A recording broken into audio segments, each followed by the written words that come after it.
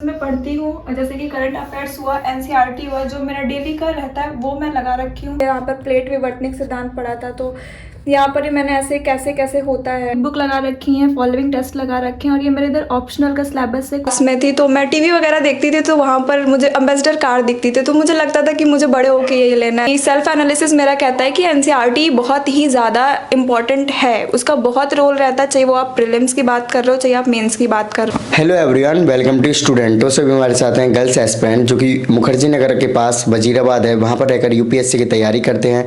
तो यहाँ पर इनका क्या बजट आता है मंथली, किस तरीके से प्रिपरेशन करते हैं, क्या स्ट्रेटजी फॉलो करते हैं और ये स्टे मोटिवेट कैसे रहते हैं, जो भी बातें इस वीडियो में कवर करेंगे। तो अभी तक आपने चैनल को सब्सक्राइब नहीं किया तो चैनल को सब्सक्राइब कर लीजिए, इस वीडियो को लाइक करें एंड आपके जो भी क्वारीज होते हैं आप हमें इंस्टाग्राम एंड फेसबुक पर मैसेज कर सकते हैं।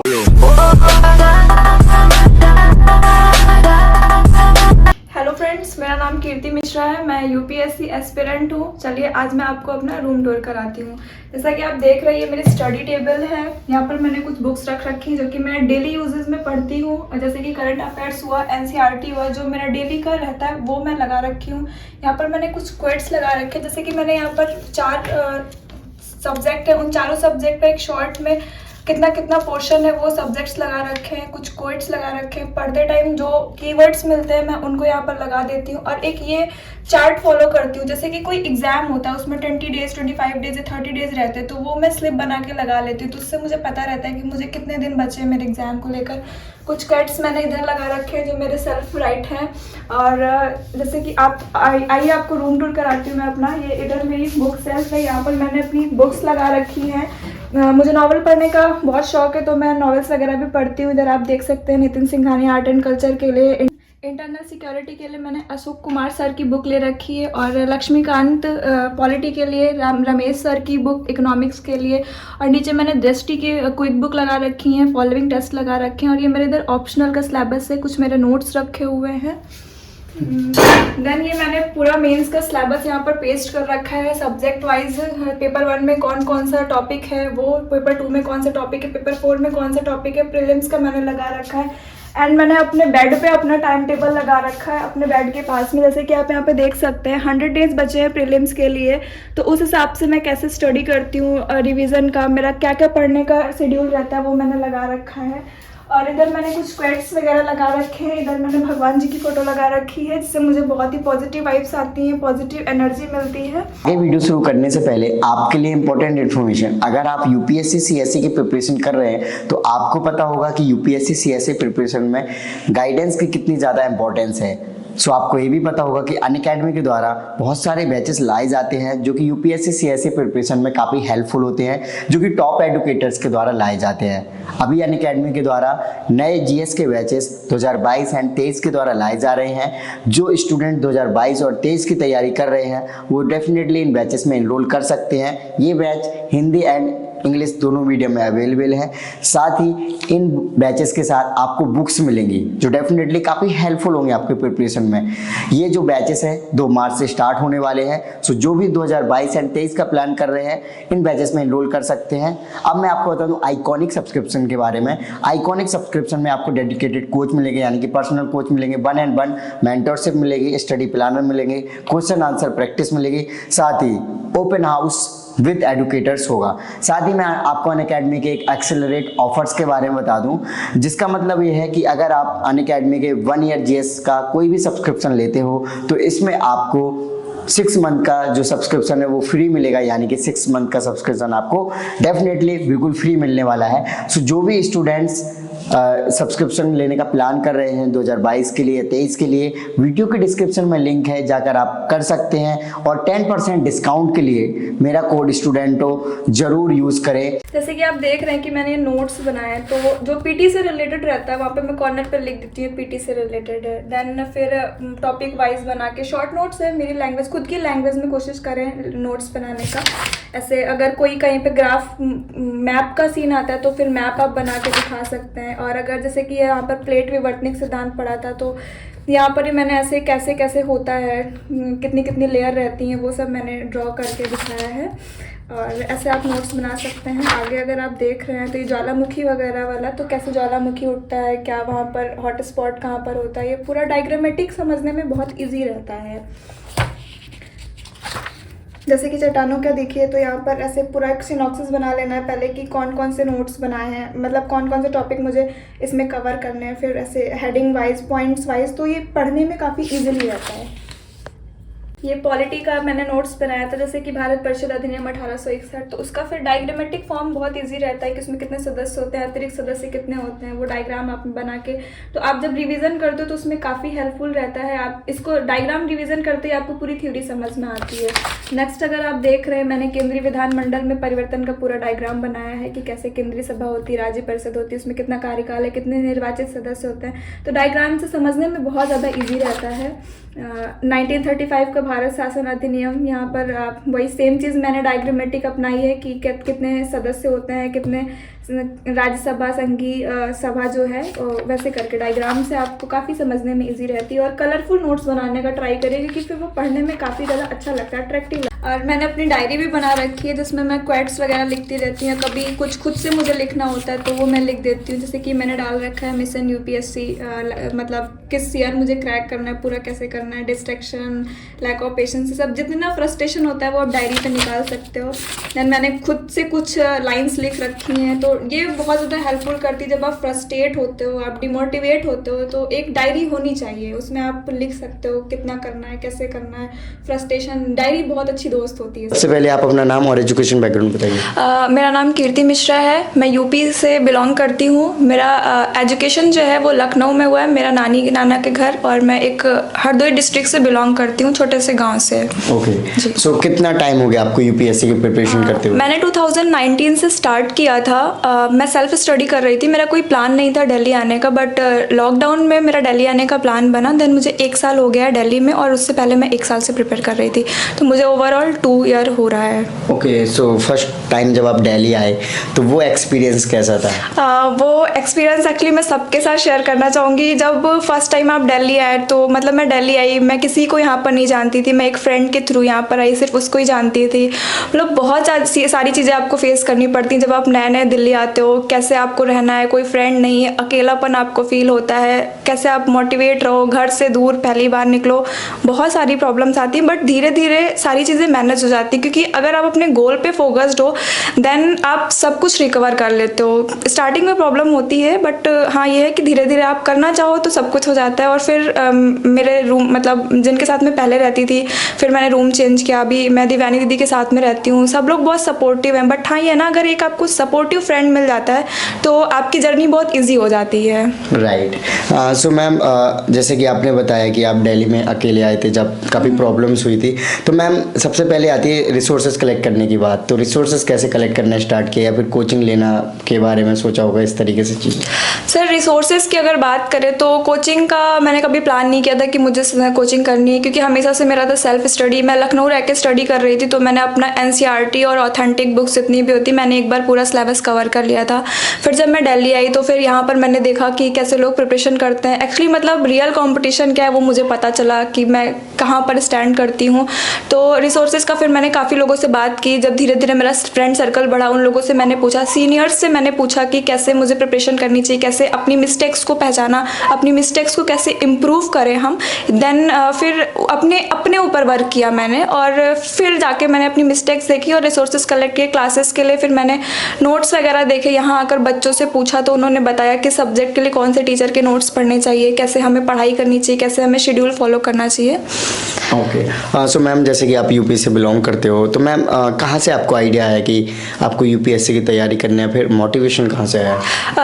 एक्चुअली मेरे पापा फार्मर हैं, और मेरे घर में शायद किसी को नहीं पता होगा कि आईएएस क्या होता है। मतलब मैं बहुत छोटे से गांव से बिलोंग करती हूँ, बट जब मैं बहुत छोटी सी थी, 6th क्लास में थी, तो मैं टीवी वगैरह देखती थी, तो वहाँ पर मुझे एम्बेसडर कार दिखती थी, तो मुझे लगता था कि मुझे बड़े होके ये लेना है। देन मुझे पता चला 8th क्लास में आते आते कि ये आईएएस होता है कुछ, तब फिर मैंने तभी से ठान लिया कि मुझे सिर्फ और सिर्फ आईएएस ही बनना है।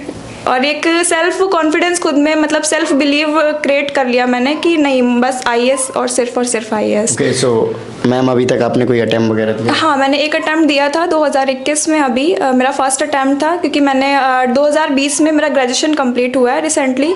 ग्रेजुएशन में मैंने बीए किया है। अभी मैं कोटा ओपन यूनिवर्सिटी से पीजी कर रही हूँ और मेरा ऑप्शनल हिंदी लिटरेचर है। इस बार मेरा सेकंड अटैम्प्ट होगा। ओके, सो मैम अगर बात की जाए आपका 2022 का सेकंड अटैम्प्ट होने वाला है, तो इसको लेकर तैयारी कैसी है आपकी? सर, तैयारी तो हम ये नहीं कह सकते कि बहुत अच्छी है या बहुत बुरी है, क्योंकि एग्ज़ाम में जब हम बैठते हैं ना, उस टाइम कैसा पेपर आ जाए, क्या हो, मतलब कुछ कहा नहीं जा सकता। यूपीएससी कब कहाँ पर कैसे गेम पलट देती है। बट हाँ, ये प्रिपरेशन अच्छी है। अपनी तरफ से आप बेस्ट करिए तो आप सेल्फ कॉन्फिडेंस आने लगता है कि हाँ, अगर हम बेस्ट कर रहे हैं तो हमारा पेपर अच्छा होगा। तो अभी जैसे कि मैं एनसीईआरटी पढ़ रही हूँ। एनसीईआरटी में मैं प्रीवियस ईयर क्वेश्चन पेपर मैंने एनालिसिस किए हैं, तो उसमें मैंने देखा कि जो ट्रेंड रहा है क्वेश्चन पूछने का, वो कीवर्ड्स पूछते हैं, ठीक है, और किस सब्जेक्ट से कितने कितने क्वेश्चंस आते हैं, तो उस हिसाब से मैंने पूरा एनालिसिस करके देन मैं तैयारी कर रही हूँ। तो एग्जैक्टली तो नहीं मैं बोल सकती, बट हाँ, मे भी निकल भी सकता है, नहीं भी निकल सकता। अब रिजल्ट किसी ने नहीं देखा है। राइट मैम, रिजल्ट किसी ने। सो मैम स्ट्रेटजी की बात की है, जैसे अभी आपने बोला कि एनसीईआरटी पढ़ रहे हो, तो आपकी 1 ईयर की, या फिर कैसे पढ़ते हो रेगुलर बेसिस पे, क्योंकि यूपीएससी की जर्नी काफ़ी लंबी है और आपको 2 साल करीब हो गए। हाँ, राइट, जर्नी तो मतलब बहुत लंबी। आप जब यूपीएससी फील्ड में उतरते हो तो सबसे पहले तो आपको ये एक पेशेंस बहुत अच्छे से आपको मेंटेन करना होगा, क्योंकि आप नहीं कह सकते हो 1 साल में सिलेक्शन होगा, 2 साल में होगा, 3 साल में। तो पेशेंस मेंटेन रखिए। और रही बात स्ट्रैटेजी की, तो सबसे पहले आप previous year question paper analysis करिए, वो प्रीलिम्स का भी, मेंस का भी, ऑप्शनल का भी। ऑप्शनल अच्छे से डिसाइड करिए, और फिर आप पढ़ते हैं ना, तो पढ़ते टाइम जैसे एनसीईआरटी से स्टार्ट करिए। Most of student NCERT skip कर देते हैं कि एनसीईआरटी, मेरे साथ भी ये हुआ था जब मैं नई आई तो मुझे पता चला कि एनसीईआरटी नहीं है, पढ़ना चाहिए और ये सब। बट मेरे को लगा कि नहीं, सेल्फ एनालिसिस मेरा कहता है कि एनसीईआरटी बहुत ही ज़्यादा इंपॉर्टेंट है, उसका बहुत रोल रहता है, चाहे वो आप प्रीलिम्स की बात कर रहे हो, चाहे आप मेंस की बात कर रहे हो। एनसीईआरटी के बाद में फिर आप जो भी ऑथेंटिक बुक्स हैं हमारी, जैसे कि आप स्पेक्ट्रम ले सकते हैं, या फिर आप बिपिन चंद्रा ले सकते हैं मॉडर्न इंडिया के लिए, पॉलिटी के लिए लक्ष्मीकांत ले सकते हैं, मिश्रा सर के नोट्स ले सकते हैं, और रमेश सिंह ले सकते हैं आप इकोनॉमिक्स के लिए। अरुण सर के नोट्स भी बहुत ज़्यादा बेनिफिशियल रहते हैं इकोनॉमिक्स के लिए। और आप इकोनॉमिक एनवायरनमेंट की अगर बात करते हैं, एनवायरनमेंट के लिए आप दृष्टि का जो क्विक बुक आता है वो ले सकते हैं। और साइंस टेक में भी आप दृष्टि की क्विक बुक ले सकते हैं, किसी कोचिंग के नोट्स ले सकते हैं, ऑथेंटिक नोट्स जो क्विक बुक टाइप में निकलते हैं। तो अब वो ये भी डिपेंड करता है ना कि आपको किस कोचिंग का लैंग्वेज समझ में आ रहा है। और हिंदी मीडियम में थोड़ा सा कंटेंट को लेके प्रॉब्लम रहती है, तो आपको सर्च ज़्यादा करना पड़ता है। बट ये है ना, जब तक आपका बेसिक स्ट्रॉन्ग नहीं होता तब तक आप इधर उधर मत भागिए। मैं पर्सनली सबको ये सजेस्ट करना चाहूँगी, क्योंकि बिना बेसिक के ऑथेंटिक बुक समझ में नहीं आती, सब कुछ ऊपर से जाता है, इसलिए बेस आपका एनसीईआरटी से ही रिकवर होगा। तो एनसीईआरटी पे फोकस करिए, देन ऑथेंटिक पढ़िए। फिर आप टॉपर्स वगैरह के इंटरव्यू देखिए, तो वहाँ से भी पता चलता है कि हमें कैसे पढ़ना चाहिए, कैसे स्ट्रेटजी फॉलो करनी चाहिए। Right ma'am.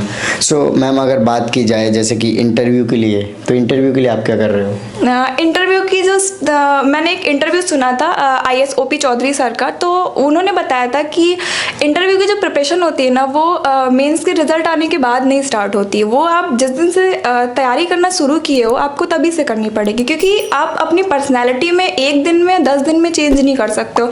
आपकी जो थिंकिंग अप्रोच है, आप कैसा सोचते हो, आपको चीज़ों को लेकर एटीट्यूड कैसा है, आप चीज़ों को डील कैसे करते हो, डिसीजन मेकिंग कैपेसिटी आपकी क्या है, डिसीजन टेकिंग कैपेसिटी क्या है, ये सब आपके अंदर 1 दिन में डेवलप नहीं होता। तो जब आप अपने तैयारी स्टार्ट किए, आप तभी से कोशिश करिए कि आप अपने अंदर की कमियों को ढूंढिए।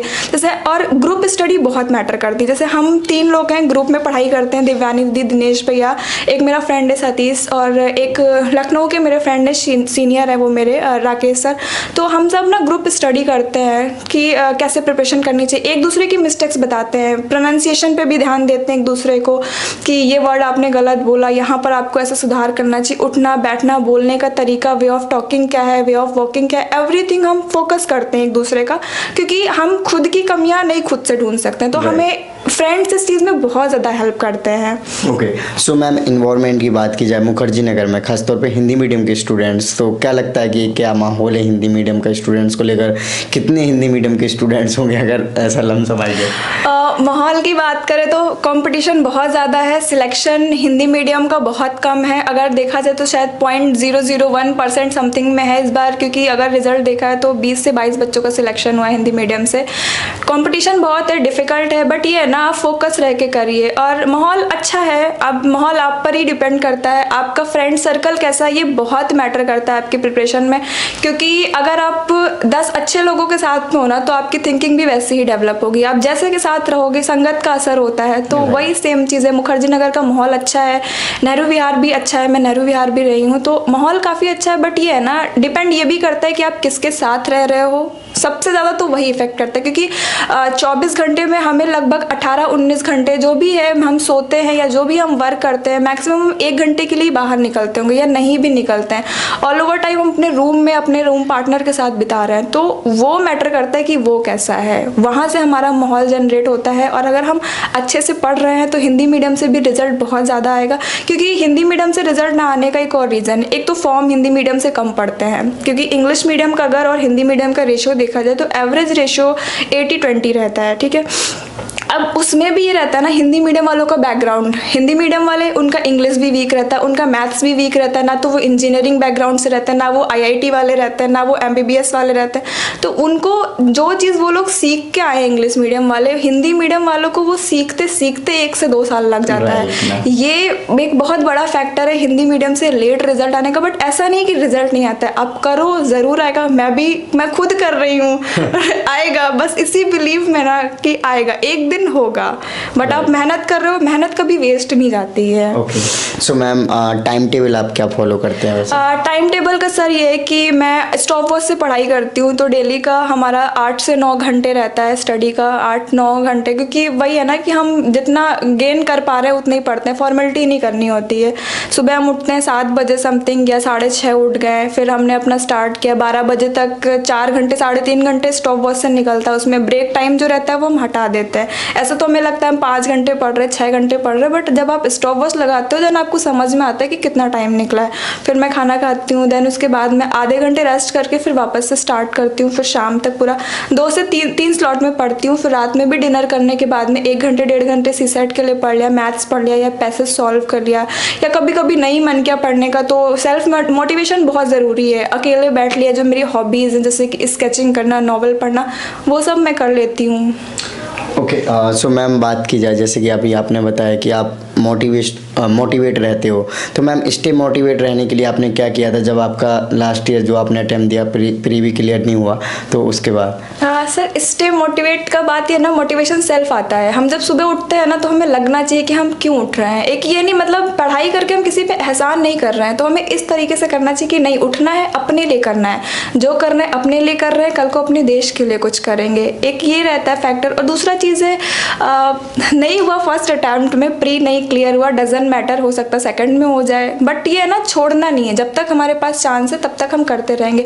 और ये मोटिवेशन आपके अंदर तभी आएगा जब आप सेल्फ बिलीव जनरेट करोगे, आपने शुरू क्यों किया था, ये क्यों हमेशा आपके दिमाग में घूमना चाहिए। तब आप 6 अटैम्प्ट दो चाहे 9 अटैम्प्ट दो, डजंट मैटर, आप बराबर मोटिवेट रहोगे, क्योंकि उस क्यों का आंसर आपके पास है। और जब तक वो नहीं मिलेगा ना तब तक आप सेटिस्फाई नहीं होगे, और अगर सेटिस्फाई नहीं हुए तो फिर लाइफ मतलब स्मूथली नहीं चलेगी। इसलिए वो मोटिवेशन अपने आप आता है। ओके, और मैम रिवीजन के लिए क्या करते हैं? रिवीजन के लिए जैसे मैं 3 रिवीजन स्ट्रेटेजी अपनाती हूँ। जैसे कि मैंने सुबह पढ़ाई की, फिर रात में मैं एक बार देख लेती हूँ पलट के, क्योंकि जब पढ़ते टाइम मैंने पॉइंट्स हाईलाइट किए उनको मैं देख लेती हूँ। सेकेंड टाइम जैसे सैटरडे संडे में मैंने एक बार उसको रिवाइज़ कर लिया, फिर मंथ के लास्ट में उसको मैंने रिवाइज़ कर लिया। 3 बार पढ़ने के बाद में फिर उस पर ज़्यादा वर्क करने की ज़रूरत नहीं रहती। फिर आप पीटी के टाइम में, और एक चीज़ और, शॉर्ट नोट्स बनाने पे बहुत ज़्यादा फोकस करना चाहिए। जैसे कि मैं पढ़ती हूँ तो मैं साथ में A4 साइज़ पेपर लेके बैठती हूँ। कोई कीवर्ड्स आया, अभी यूपीएससी का ट्रेंड है कीवर्ड्स टाइप के क्वेश्चंस पूछने का, तो वो कीवर्ड्स लिख लिया मैंने, उसको फिर 2-3 बार पढ़ा तो वो नहीं भूलता है। जैसे कि एनसीईआरटी पढ़ते पढ़ते कभी कभी ऐसे क्वेश्चन आ जाते हैं, मतलब 1-2 वर्ड आए हैं, मिताक्षरा हुआ, जौहर हुआ, तो वो एनसीईआरटी में नहीं लिखा है कि वो क्या है। तो अगर कोई ऐसा कीवर्ड्स आपको मिलता है देन आप गूगल करके तुरंत उसको समझिए कि वो क्या है। राइट। ऐसे निकलेगा। ओके, सो मैम आपका भी बजट कितना पड़ जाता है रूम का और वैसे खर्च? बजट का ये है, हमारा 6,000 रेंट है और 2 BHK फ्लैट है हमारा, और खाने वगैरह का हमारा 3 मतलब मंथली मेरा 6-6,500 में हो जाता है। ओके जी। सो मैम जो गर्ल्स एस्पिरेंट है, जैसे कि आप इंडिविजुअल 2 गर्ल्स लेके रूम रह रहे हो, तो मैम कोई गर्ल्स हैं जो आपकी तरह रूम लेके रहना चाहते हैं, दिल्ली में आके पढ़ना चाहते हैं, तो उनके हिसाब से क्या बेटर रहेगा, या फिर सेफ्टी और बाकी चीज़ें जो होती हैं? सेफ्टी अच्छा है, मतलब मैंने ये चीज़ बहुत अच्छी देखी है दिल्ली में, अगर आप सही हो तो सब सही मिलेंगे, और सेफ्टी है, मतलब ऐसा कोई इशू नहीं है कि सेफ्टी नहीं। अब रात में आप 2 बजे बाहर निकलोगे तो कहीं भी सेफ नहीं हो, तो कुछ चीज़ें अपने ऊपर भी रहती हैं। हर चीज़ माहौल के अकॉर्डिंग डिपेंड करती है, आप किस जगह रह रहे हो, कैसे रह रहे हो। सेफ्टी बहुत ज़्यादा है, कोई प्रॉब्लम नहीं। जैसे अब जहाँ पर मैं रह रही हूँ वजीराबाद में, वहाँ तो हर घर में CCTV कैमरा वगैरह लगे हुए हैं, तो कोई इशू नहीं। स्टूडेंट्स वगैरह भी रहते हैं? नहीं, स्टूडेंट्स वगैरह का कोई इशू नहीं है। सारे स्टूडेंट्स ना, उनके अंदर एक मोरालिटी बहुत अच्छी होती है, एथिक्स पढ़ते हैं UPSC एस्पिरेंट, तो वो मोरालिटी उनकी झलकती है। तो हाँ, कोई इशू नहीं होता है, जो भी आके रहना चाहता है इजीली, उसे कोई प्रॉब्लम नहीं होती। बस ये जब स्टार्टिंग में आओ तो थोड़ा सा दिक्कत होती है एडजस्ट करने में, बट धीरे धीरे सब सही हो जाता है। ओके सो मैम ऐसी कोई बातें जो आप शेयर करना चाहते हो स्टूडेंट्स के साथ, जो नए एस्पिरेंट है, जो दिल्ली आके तैयारी करना चाह रहे हैं? नए एस्पिरेंट्स में यही बोलूँगी कि सबसे पहले तैयारी करने से पहले ना आप ये सोचो कि आपको करना क्यों है, क्योंकि जब तक आपके पास इस क्यों का आंसर नहीं होगा ना, आप बैठ ही नहीं पाओगे। 8 घंटे, 9 घंटे, 10 घंटे, जब 12 घंटे सिटिंग दो तब जाके 9 घंटे स्टॉप वॉच से टाइम निकलता है। तो आपको अपने आप को ना पहले सिटिंग कैपेबल बनाना है, आप कितनी देर सिट कर पा रहे हो, आपको अपनी कैपेसिटी जानना है, आप कितना पढ़ सकते हो, क्या कर सकते हो। आप जो एक IAS एस्पिरेंट्स या एक IAS की पर्सनैलिटीज़ में डिमांड्स होती हैं, वो चेंज आप अपने अंदर कर सकते हो कि नहीं कर सकते हो। तो सबसे पहले ना अपने बारे में थिंक करिए, देन जानिए सोर्सेज कैसे हैं, सिलेक्शन क्या है, आपको ऑप्शनल क्या लेना है। फिर आप अगर आपको कोचिंग ज्वाइन करनी है तो आप ज्वाइन कर सकते हैं, क्योंकि वो सब कुछ डिपेंड करता है आपका बैकग्राउंड कैसा है, आप कहाँ से आपकी स्टडी रही, एवरीथिंग इज़ मैटर।